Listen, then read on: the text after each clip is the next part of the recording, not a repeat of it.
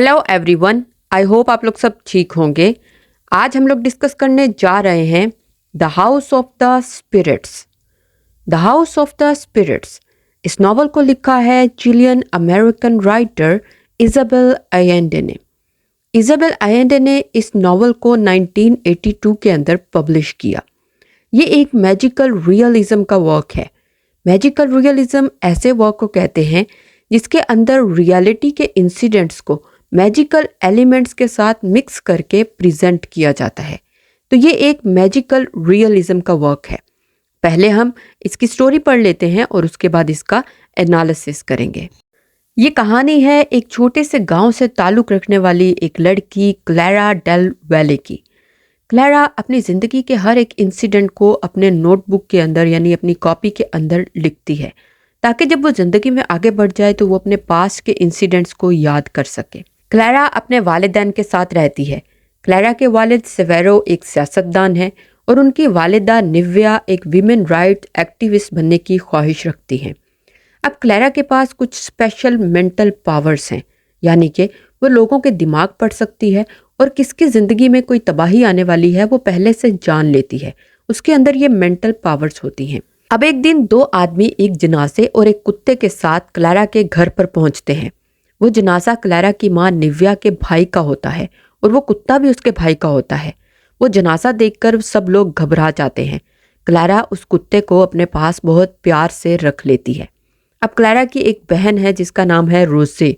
उसकी एंगेजमेंट हुई होती है एस्टेबन त्रियोबा नामी आदमी के साथ जो कि माइंस के अंदर काम करता है।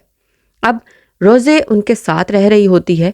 क्लैरा के जो वालिद हैं वो सियासतदान हैं, तो कुछ वोटर्स एक दिन उनके घर पर कुछ भुना हुआ गोश्त और कुछ शराब की बोतलें भेजते हैं। क्लैरा एक दिन अपनी फैमिली को बताती है कि उनके घर में कोई एक्सीडेंटल डेथ होने वाली है, जिसको सुनकर सब लोग बहुत घबरा जाते हैं। अब क्लैरा की बहन रोजे बीमार पड़ जाती है। जब डॉक्टर उसे चेक करते हैं तो वो बताते हैं कि इन्हें कुछ मशरूबात दें ताकि ये सही हो सके। अब उनकी घरेलू मुलाजिमा रोजे को यानी क्लैरा की बहन को पीने के लिए वही मशरूबात दे देती है जो वोटर्स ने भेजी होती हैं। जब रोजे वो मशरूबात पी लेती है और सोने के लिए चली जाती है।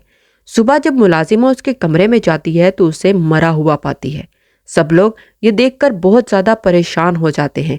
क्लैरा सख्ते में चली जाती है। रोजे का फियांसी एस्टेबन भी वापस आ जाता है। वो अपनी कान से यानी माइंस का काम छोड़कर वापस आ जाता है क्योंकि वो भी बहुत ज़्यादा टूट जाता है। उसके बाद वो वहाँ से अपने आबाई गांव चला जाता है जिसका नाम है ट्रेस मैरियस। वो ट्रेस मैरियस चला जाता है ताकि वहाँ जाकर वो अपना कुछ काम कर सके। जब वो अपने आबाई गांव वापस जाता है तो वो देखता है कि पूरा गांव तबाह हो चुका है और एक किसान जिसका नाम है पेड्रो गार्शिया वो वहाँ पर निगरानी का काम करता है। एस्टेबन ये देखकर बहुत ज़्यादा हैरान हो जाता है और वो अपने आबाई गांव को दोबारा से सही करने का काम शुरू कर देता है। वो वहाँ पर कुछ घर बनाता है, कुछ स्कूल्स बनाता है, कुछ ग्रॉसरी स्टोर्स बनाता है और इस तरह से वो वहाँ पर दिन रात मेहनत करता है, देहातों के अंदर काश्तकारी करता है ताकि वो अपने गांव को पहले की तरह बना सके। अब एस्टेबन दिन रात वहाँ पे काम भी करता है और उसके साथ साथ वो किसानों की औरतों के साथ ज्यादती भी करता है, रेप भी करता है, जिसमें से एक किसान लड़की पांचा गार्शिया नामी उसके साथ वो ज्यादती करता है और उसके नतीजे में वो प्रेग्नेंट हो जाती है और एक लड़के को पैदा करती है। एस्टेबन को इस बात का पता चलता है लेकिन वो इग्नोर कर देता है और उसके बाद वो ये काम छोड़ देता है। वो उसके बाद प्रोस्टिट्यूट्स के पास जाना शुरू कर देता है, जिसमें से एक प्रोस्टिट्यूट ट्रांजिटो सोटो वो एस्टेबन से मिलती है और उसे कहती है कि उसे कुछ पैसे उधार चाहिए जो बाद में वो लौटा देगी। तो एस्टेबन उसे कुछ 50 पैसे उधार दे देता है ताकि वो अपनी ज़िंदगी गुजार सके। अब एस्टेबन इसी तरह से अपना काम जारी रखता है कि उसी दौरान उसकी बहन का ख़त आता है। उसकी बहन फिरोला उसे बताती है कि उनकी माँ बहुत ज़्यादा बीमार है और वो एस्टेबन से मिलना चाहती है। एस्टेबन अपनी माँ से मिलने के लिए जाता है और उसकी माँ उसे कहती है कि वो शादी कर ले। अब एस्टेबन के पास क्या ऑप्शन रह जाती है? उसके बाद रोज़े के बाद कोई ऑप्शन नहीं होती, तो वो रोज़े के घर जाता है और रोज़े के पेरेंट्स से बात करता है कि उनकी कोई बेटी है जिसके साथ वो शादी कर सके। तो उसके पेरेंट्स उसे कहते हैं कि उनकी अब एक ही बेटी रह गई है, क्लैरा। लेकिन क्लैरा रोज़े की डेथ के बाद से खामोश रहने लगी है और वो भूतों के साथ बातें करती है। एस्टेबन ये सुनकर कहता है कि उससे इन चीज़ों से कोई फर्क नहीं पड़ता और वो क्लारा से शादी करने के लिए तैयार है। उसके बाद एस्टेबन और क्लारा एक दूसरे के साथ शादी कर लेते हैं। एस्टेबन एक घर बनाता है जिसका नाम होता है big house on the corner. वो घर बनाता है और एस्टेबन और क्लारा उस घर के अंदर शिफ्ट हो जाते हैं और एक दूसरे के साथ रहने लगते हैं। एस्टेबन की बहन फियोला भी उनके साथ उसी घर में शिफ्ट हो जाती है। अब थोड़ा टाइम गुजरता है तो क्लारा प्रेग्नेंट हो जाती है। अब एस्टेबन क्लारा और फियोला को छोड़कर अपने आबाई गांव वापस जाता है ताकि वो अपना काम मुकम्मल कर सके। पीछे से फियोला क्लारा का बहुत ज़्यादा ख्याल रखती है और वो उसके साथ एक अलग तरह का कनेक्शन फील करती है। वो पूरे घर को संभाल लेती है। उसके बाद क्लारा एक लड़की को पैदा करती है जिसका नाम है ब्लैंका। ब्लैंका पैदा होती है और फियोला उसकी बहुत ज़्यादा केयर करती है। एस्टेबन जब ये चीज़ देखता है तो उसे ये बिल्कुल भी पसंद नहीं होता कि उसकी बहन उसकी बीवी के इतने ज़्यादा करीब है। उसके बाद एस्टेबन अपनी बीवी के साथ अपने आबाई गांव जाता है, जहां पर एस्टेबन की बेटी ब्लैंका उनके घरेलू मुलाजिम पेड्रो गार्सिया के बेटे पेड्रो टेर्सेरो के साथ खेलती है और उसके साथ बहुत ज़्यादा अटैच हो जाती है। क्लारा भी वहां पर किसान औरतों के साथ बहुत ज़्यादा अटैच हो जाती है, उनके साथ बातचीत करती है, कुछ को वो मैजिक सिखाती है और कुछ को वो विमेन राइट्स के ऊपर बात करती है। उसके बाद थोड़ा वक्त गुजरता है तो क्लारा फिर से प्रेग्नेंट हो जाती है, जिसके बाद वो अपने घर वापस आ जाते हैं। अब एस्टेबन को अपनी बहन की इतनी ज़्यादा अटैचमेंट क्लारा के साथ अच्छी नहीं लगती और वो अपनी बहन को अपने घर से निकाल देता है। उसके बाद क्लारा 2 बेटों को जन्म देती है जिनका नाम है जेमी एंड निकोलस। उन 2 बेटों को वो जन्म देती है और उसी रात जब वो दोनों बेटों को जन्म देती है तो एस्टेबन उन्हीं ब्रोथल में वापस जाता है और उस प्रोस्टिट्यूट ट्रांजिटो सोटो से मिलता है जिसे उसने पैसे उधार दिए होते हैं। वो उसे पैसे लौटाने की कोशिश करती है, लेकिन उस पर एस्टेबन कहता है कि मुझे पैसे नहीं चाहिए, बल्कि ज़िंदगी में कभी अगर हो सके तो मुझ पर कोई एहसान कर देना। और उसके बाद वो वहाँ से वापस आ जाता है। अब क्लारा अपने घर में कई सारी औरतों को रख लेती है जिन्हें वो मैजिक सिखाती है और अपने फारिग वक्त में वो भूतों के साथ बातें भी करना जारी रखती है। एस्टेबन को ये चीज़ बिल्कुल पसंद नहीं होती, लेकिन वो इस पर कुछ कहता भी नहीं। अब कुछ टाइम गुजरता है तो क्लारा और एस्टेबन अपने आबाई गांव वापस जाते हैं, जहां पर उनकी बेटी ब्लैंका उनके घरेलू मुलाजिम के बेटे यानी कि पेड्रो टेर्सेरो के साथ मोहब्बत में मगन हो जाती है। उसके बाद वो उससे मिलना शुरू कर देती है। पेड्रो एक सिंगर है, वो गाने गुनगुनाता है और एस्टेबन को ये बात बिल्कुल भी अच्छी नहीं लगती। एस्टेबन पेड्रो को बिल्कुल भी पसंद नहीं करता। एक दिन एक आदमी एस्टेबन के घर पर रहने के लिए आया होता है और वो ब्लैंका को पेड्रो के साथ देख लेता है। वो ये बात जाकर एस्टेबन को बता देता है, जिस पर एस्टेबन ब्लैंका को जाकर पकड़ लेता है और उसे बहुत ज़्यादा मारता है। क्लारा जब उसे बचाने की कोशिश करती है तो एस्टेबन क्लारा को भी मारता है और उसके बाद क्लारा ब्लैंका को लेकर अपने घर वापस आ जाती है और एस्टेबन से कभी बात नहीं करती। अब ब्लैंका घर आने के बाद प्रेग्नेंट हो जाती है। एस्टेबन को जब इस बात का पता चलता है तो वो उसकी शादी करवा देता है, लेकिन वो शादी ज़्यादा देर तक कामयाब नहीं रहती और वो अपने घर वापस आ जाती है। घर वापस आकर वो एक बेटी एल्बा को जन्म देती है। एल्बा एक छोटी सी बच्ची है जिसको एस्टेबन बहुत ज़्यादा प्यार करता है। वो बहुत ज़्यादा प्यार के अंदर रहती है और पूरे घर वाले उसके साथ बहुत खुश रहते हैं। एक दिन ब्लैंका एल्बा को एक सिंगर से मिलवाने के लिए लेकर जाती है और उसे बताती है कि ये बहुत फेमस है, लेकिन वो उसे ये नहीं बताती कि ये सिंगर यानी कि पेड्रो टेर्सेरो उसका असल वालिद है। अब क्लारा एल्बा की 7th बर्थडे पर यानी 7वीं सालगिरह के ऊपर मर जाती है। उसकी मौत पर पूरा खानदान बिखर कर रह जाता है।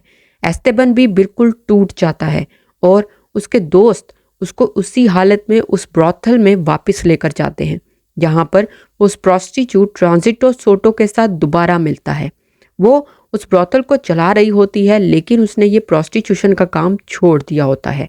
अब एल्बा 18 साल की हो जाती है और वो मैगुएल नामी एक आदमी के साथ प्यार करने लग जाती है। मैगुएल यूनिवर्सिटी के अंदर एक सोशलिस्ट होता है और बहुत सारे प्रोटेस्ट को लीड करता है। एक दिन एल्बा उसके एक प्रोटेस्ट में शामिल होती है जहां पर उसका सामना एस्टेबन गार्सिया से होता है। एस्टेबन गार्सिया उसके ग्रैंडफादर एस्टेबन का बायोलॉजिकल ग्रैंडसन होता है, यानी कि एस्टेबन ने जब उस किसान औरत के साथ ज्यादती की होती है और उसमें से बेटा पैदा होता है तो ये उसका बेटा होता है, तो ये एस्टेबन की ही औलाद होता है। एल्बा को ये देखकर बहुत बुरा लगता है। अब पूरे मुल्क के अंदर अफरा तफरी का आलम हो जाता है। मैगुअल भी मुल्क से भाग जाता है। दूसरी तरफ एस्तेबन, जो कि मुल्क के अंदर सियासतदान होता है, उसके बेटे की भी डेथ हो जाती है, वो मारा जाता है। अब ब्लैंका अपने घर के अंदर उस सिंगर यानी एल्बा के वालिद पेड्रो टेरसेरो को छुपा लेती है, जिस पर एस्तेबन ब्लैंका को पेड्रो के साथ मुल्क से भागने में मदद करता है। अब एल्बा घर के अंदर कुछ लोगों को छुपने में मदद करती है, जो कि गवर्नमेंट ने जिनको मारने का हुक्म दिया होता है। एस्तेबन को इस बात का नहीं पता होता, तो गवर्नमेंट जो है उनके घर के ऊपर कब्जा कर लेती है और वहां से एल्बा को गिरफ्तार कर लेती है। वो एल्बा को अपने साथ ले जाते हैं, जहां पर वो उसके साथ बहुत ज़्यादा ज्यादती करते हैं। अब एल्बा की 3 उंगलियां एस्तेबन के घर पहुंचती हैं, जिसे देखकर एस्तेबन बहुत ज़्यादा घबरा जाता है और उस घबराहट के आलम में वो उस प्रोस्टिट्यूट ट्रांजिटो सोटो से मदद मांगता है। जब ट्रांजिटो को पता चलता है कि एस्तेबन की बेटी एल्बा गायब है, तो वो उसको ढूंढने में उसकी मदद करती है। तो वो उसको हिफाजत से उसके घर पहुंचा देती है, जहां पर एस्तेबन उसका इंतजार कर रहा होता है। उसके बाद एस्तेबन और एल्बा एक दूसरे के साथ उस घर में रहना शुरू कर देते हैं। वो उस घर को दोबारा से बेहतर बनाते हैं और उसके बाद एक दिन एस्तेबन क्लैरा के कमरे में जाता है, उसके बेड के ऊपर लेट जाता है और वहां पर खुशी खुशी मर जाता है। उसी दौरान क्लैरा भी वहां पर आती है और मुस्कुरा कर उसको देखती है और उसके बाद एस्तेबन भी मर जाता है। अब एल्बा, जो कि घर पर अकेली रह जाती है, वो प्रेग्नेंट हो जाती है, लेकिन उसे ये नहीं पता होता कि उसके बच्चे का बाप कौन है। अब एल्बा अपनी ज़िंदगी की सारी कहानी अपनी नोटबुक के अंदर लिखती है, ताकि लोगों को पता चल सके कि उसकी ज़िंदगी क्या थी। और यहाँ पर यह स्टोरी ख़त्म हो जाती है, the house of the spirits. Story हमने देख ली, अब इसका एनालिसिस कर लेते हैं। एनालिसिस में हम डिस्कस करेंगे मेन थीम्स को। इस नॉवल के अंदर मेन थीम है क्लास, पॉलिटिक्स एंड करप्शन। हम पूरी स्टोरी के अंदर देखते हैं कि पॉलिटिक्स यानी सियासत बहुत अहम रोल प्ले करती है। क्लैरा के वालिद एक सियासतदान है और उनकी वजह से उनकी बेटी की मौत हो जाती है। दूसरी तरफ एस्तेबन, जो कि एक आबाई गांव में रहता है और उस पूरे गांव को कंट्रोल करता है, वहां की औरतों के साथ ज्यादती करता है, लेकिन फिर भी वो वहां पर अपना कंट्रोल रखता है। वहां के लोग उसके अंडर काम करते हैं और उसके हुक्म पर चलते हैं। तो ये चीज़ हम देखते हैं कि क्लास और पॉलिटिक्स बहुत ज़्यादा होती है और करप्शन भी। और उसके बाद पूरी स्टोरी में हम देखते हैं कि पॉलिटिक्स की वजह से लोग कितना ज़्यादा अफेक्ट होते हैं, लोग मरते हैं, उनकी ज़िंदगियां बदल जाती हैं। तो ये चीज़ हम इस स्टोरी के अंदर देखते हैं। उसके बाद सेकंड मेन थीम है विमेन एंड पेट्रियार्की। हम इस स्टोरी के अंदर देखते हैं कि औरतें जो हैं वो माइनर हैं, उनके इतना ज़्यादा रोल नहीं है। यानी कि फॉर एग्जांपल क्लैरा की माँ एक विमेन राइट्स एक्टिविस्ट बनना चाहती हैं, लेकिन वो नहीं बन पाती। क्लैरा अपने आबाई गांव में जाकर लोगों के साथ बात करती है, उन्हें औरतों को समझाने की कोशिश करती है, लेकिन एस्तेबन इस चीज़ को पसंद नहीं करता। उसके बाद एस्तेबन औरतों के साथ ज्यादती करता है, उन्हें माइनर समझता है। तो ये चीज़ हम देखते हैं कि पेट्रियार्कल सोसाइटी के अंदर औरतों का कोई रोल नहीं होता, वो सिर्फ घरेलू मुलाजिमों की तरह काम करती हैं, जैसे कि हम पूरी स्टोरी के अंदर देखते हैं। और लास्ट मेन थीम है मैजिक एंड सुपरनैचुरल। हम इस स्टोरी के अंदर देखते हैं कि क्लैरा अपना मैजिक यूज़ करती है लोगों के दिमाग पढ़ने के लिए और फ्यूचर इंसिडेंट्स को बताने के लिए। क्लैरा के वालिदैन इस चीज़ को लोगों से छुपाने की कोशिश भी करते हैं। उसके बाद एस्तेबन और क्लैरा के बच्चे भी क्लैरा की इस चीज़ के ऊपर ज़्यादा ध्यान नहीं देते, लेकिन फिर भी वो मैजिक को यूज़ करती है फ्यूचर इंसिडेंट्स को बताने के लिए। तो ये मेन थीम है इस स्टोरी के अंदर। तो ये था हमारा आज का लेक्चर। उम्मीद है आपको समझ आई होगी। आज के लिए इतना ही। मैं मिलूंगी अपनी नेक्स्ट वीडियो में, तब तक के लिए खुदा हाफिज़।